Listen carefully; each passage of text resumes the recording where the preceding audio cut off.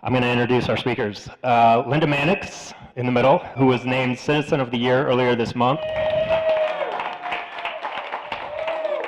She was married to Terry Fiedler, who helped start the first Snowdown in 1979. She served on the board of directors for 7 years, directed the Snowdown Follies for 8 years, and was in the Follies for 30 years, and created the Fashion Do's and Don'ts Luncheon in 1997. That was about the same time that USA Today ran a story that featured Durango as one of the 10 worst dressed communities in America. She's going to discuss a little bit about how Snowdown came to be. And then we've got Mike Smedley, who served as Snowdown Minister of Propaganda for 4 decades, then in an unofficial capacity as Permanent Acting Interim Director of Communications and Plausible Deniability. Mike is a longtime Snowdown host and performer in the Snowdown Follies, and he remains involved in many behind-the-scenes Snowdown projects. Many of you know him from his Action Line column in the Durango Herald every Monday. And last but not least, we got Chip Lile. He's co-owner of El Rancho Tavern and president of the Snowdown Board of Directors. Chip is a graduate of Fort Lewis College, has worked several technology companies, and is board treasurer of the Powerhouse Science Center. With that, take it away. Some of you may have read the articles in the Herald and one that's coming out in the Telegraph on Thursday. I was married to Terry Fiedler in 1978, and that was when Terry used to work in the advertising department of the Durango Herald, and then he quit and got another job in the phone industry. Anyway, an ad salesman from the Herald named John Murrah came to our house and talked to Terry about maybe doing some kind of winter festival, winter celebration, that the Herald wanted to sell more ads. and they offered to pay Terry $1,000. Morley Ballantyne agreed to put up the upfront money to fund it, to get it going, as long as she got paid back. And so basically it was a 12-pack of Budweiser and a Broncos game that we discussed this, and the three of us sat around and just started talking about ideas. I had lived in Aspen and seen the Winter Skull Festival that they'd done in Aspen since the 1940s. And so I knew how crazy ski events could happen and a crazy parade could happen. And so we dreamed it up, and between November 1978 up to January 1979, we got the event rolling. I mean, we made t-shirts, we printed t-shirts, we got a logo design. The Herald ran a contest to name the event, and it was named Snowdown. And we started calling friends and family and said, hey, you know, help us run this, come up with an idea for an event. The event was so successful the very first year, we decided, time to get organized, let's create a board of directors. Thanks to Terry's vision, I have to give Terry full credit here that he came up with the concept of doing a community event for fun and commerce and stuck to it. And when it was so successful, the Chamber of Commerce wanted to take it over, or somebody else wanted to take it over, and maybe the Herald wanted to run it. It was so big, and Terry said, no, let's make a board of directors of these basic people and keep it running as a winter event. And it's been a lot of fun. And one thing that made Snowdown, I think, so special is this community. And Durango at the time was pretty small still, and had a very avid skiing community. The first several Snowdowns, we planned it Thursday, Friday, Saturday, and that Sunday would be the day at Purgatory. Sunday was Snowdown's Purgatory Day, and everybody went skiing. Even after we started the Snowdown Follies, I remember the cast got up the next morning, we put our dresses on, our costumes, and went to Purgatory and went skiing in costume. And one of the other earlier events that I remember we dreamed up was the kayak slalom race on Chapman Hill. When we put up easy fencing at the bottom of Chapman Hill. You guys know that's pretty steep, and people hauled their kayaks up and came down, and we almost had one run into the street, you know, and after we figured out we almost killed people, it was like, maybe we don't want to do those events. But back to the community effort. the Snowdown Board is open to new ideas. You know, if you have an idea for an event, you figure out how to do it, as long as it's safe and it's legal and fun, right? and that has evolved over the years with more people getting involved and more people volunteering, but it still has that same basic crew of a good board of directors and good publicity people that keep it organized. Early memories of Snowdown. I guess one of my earliest was I went to work at Old Timers Cafe. I was the head waitress there, and we dreamed up the idea of doing a broomball tournament at Chapman Hill. We had the ice rink, you know, broomball, they're wearing shoes, they're with brooms, and because I was the event coordinator, I had to be out there all day with the brackets. You know, you set up brackets and a team wins and another team wins and another team wins. And it was really cold. And I started drinking peppermint schnapps to keep warm, you know, while we finished up the brackets. And I was doing fine, you know, okay, we got this tournament over. And we went back down to Old Timers Cafe to do the awards presentation. And when I got inside and got warm, I realized I was really, really drunk. It was like, oh no. But we pulled it all off, and I think that's one thing that's very special about Snowdown and all the events is there have been a lot of mishaps, a lot of alcohol consumed, but everybody gets the job done, it happens, and it's a lot of fun. And we try to keep it safe and sensible, and these guys can talk more about Snowdown the middle years and Snowdown in the future. Thank you.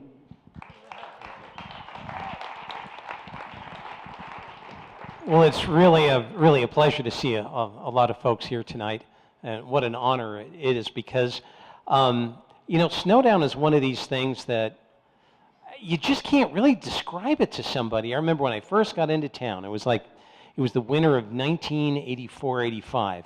That's when City Market was located, where the auto parts store is. And I go in there to buy a banana, and I see this humongous fella. And he's got brooms. He's there, and he's smashing them on the ground like this. And he's got 3 rolls of duct tape on his arm. And he's got on the back of his satin jacket, it says Close Plumbing. And I go to the person, what the hell's going on? What's this guy doing smacking? Well, it's broomball. You know, it's broomball. And I said, what? Well, it's Snowdown. And I'm just going, what is this? And I said, well, you'll just have to see. There's a lot of really, really cool events that take place. So let me, by a look of hands, actually, who even knows what Galunde jumping is? Okay. Does anybody remember the Cream Pie Hit Squad? A few people. The Snowdown Ping Pong Tournament. Does that ring a bell with anybody? A few. Okay. So for the folks that don't know, there was this event called Galunde jumping, where you take regular alpine equipment, you know, with the toes and heels on the ski, and you go down a slope, you catch air, and whoever goes the farthest wins. And I can't even tell you how spectacularly dangerous this sport is, and how nobody actually does it anymore, and how this sport actually almost doomed the ice rink at Chapman Hill because it would ruin the Galunde jumping course.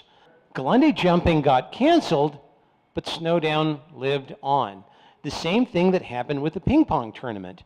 There was this insane ping pong tournament that took place at the Iron Horse Inn in a building that no longer exists. It got crushed by a bunch of snow. That's when it used to snow here, by the way. Oh, and by the way, Snowdown, look at the schedule. There are very few activities that actually require frozen precipitation. So we can have a brown down very, very easily. It's been done before. They're all fun. The temperature on Saturday is going to be 50 degrees, and you ought to go out and enjoy it, okay? Just put some sunscreen on. I know global warming's been canceled for the next 3 years until the next election. But anyway, the whole deal there was this ping pong tournament got hundreds of people, and it lasted all day long. And then the next year, the coordinator moved. They moved to California, and nobody wanted to pick it up. So there was no ping pong tournament but Snowdown lives on. The Cream Pie Hit Squad, if you were, for the uninitiated, you'd call in and you would order a hit for an amount of money. Remember, Snowdown's a nonprofit. And then the people dressed in their finest James Bond attire, playing James Bond on a boombox with cassettes. You remember what cassettes are?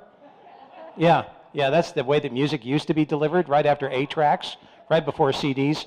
They'd be playing da-da-da-da-da-da-da-da-da-da, and when you heard that, you knew somebody was going to get creamed with the pie. But they weren't evil. They weren't mean. What they did is they would call you and warn you, and you could buy the contract for an extra $10. At which point, they would call the original hitter, and so these things would get into the hundreds of dollars. And somebody actually called Fiedler up and said, if you hit me with a pie, I'm going to shoe your ass.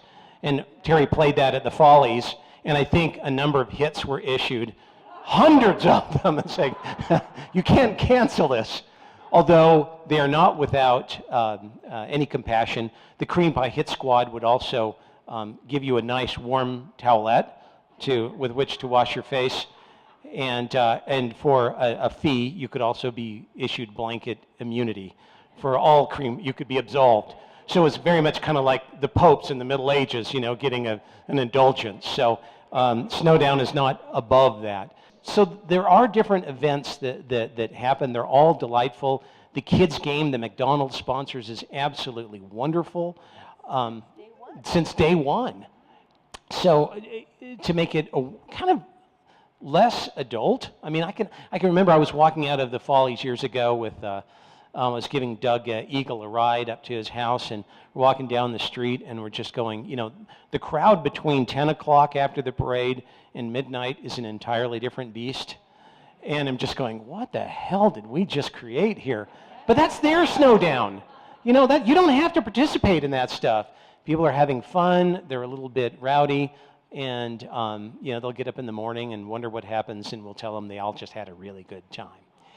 But the whole point about Snowdown is it has two key events, and Terry was just adamant about these, and that is that it was the parade and the Follies. Those are the two marquee things.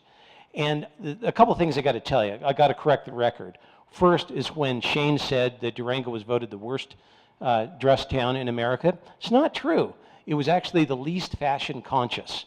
And years ago, I was leading a tour of ski journalists, and there happened to be a freelancer for fashion magazines. And the conversation took place outside of, before you turn into Mesa Verde to see the luminarias, said, so what's the deal with these people? And I said, we're not badly dressed, we just don't give a damn.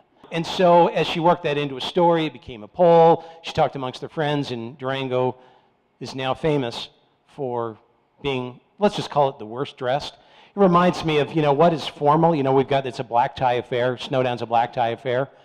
You know what black tie in Durango is? That's the fleece that doesn't have dog hair on it.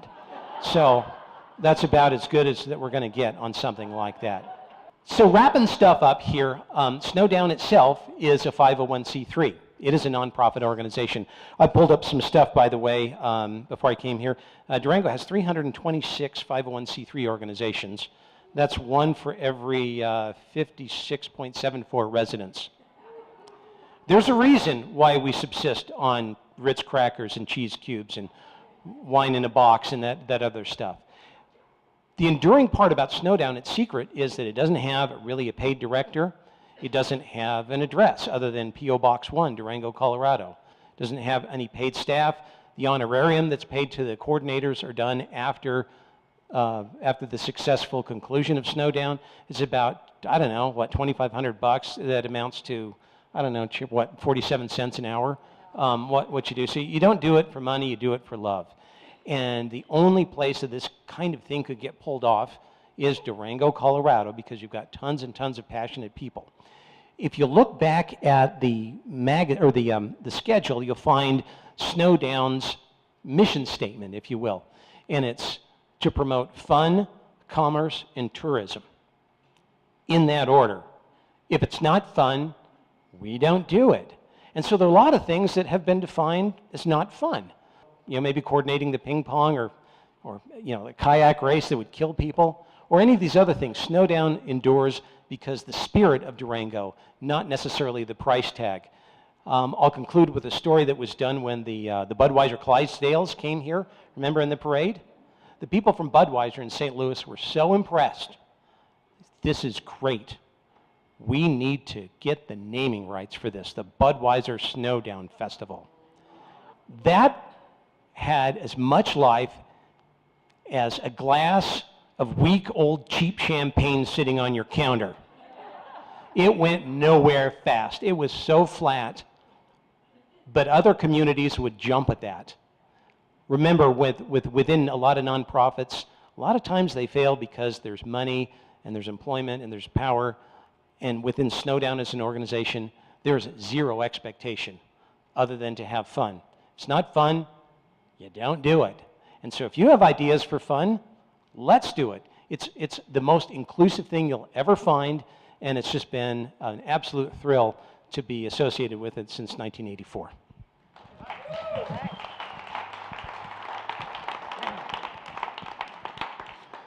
Thank you very much. That's great.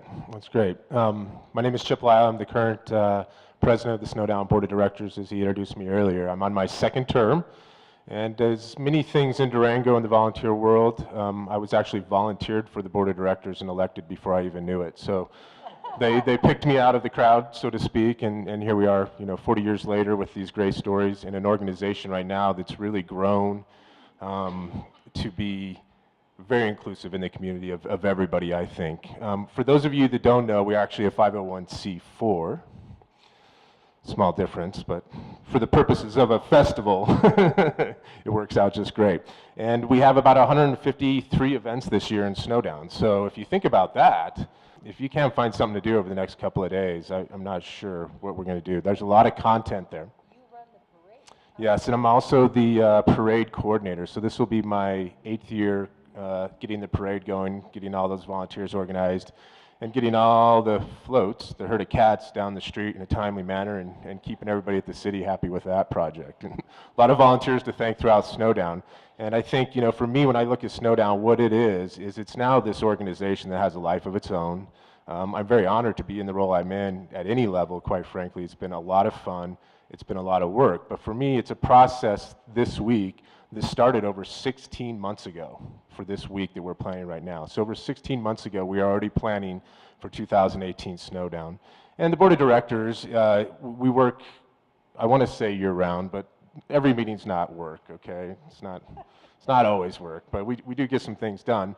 It goes on for months in this planning, and everything from the smallest detail to what we're going to name this, to what the artwork is going to look like, to what the t-shirts are going to be. Are they going to be long sleeve? Are they going to be short sleeve? What are the hats going to look like? And then behind the scenes, there's all sorts of logistical issues as well. So for the Board of Directors, it is a lot of work. And if you get to see any of those volunteers, please thank them for me, for the community. They do a great job.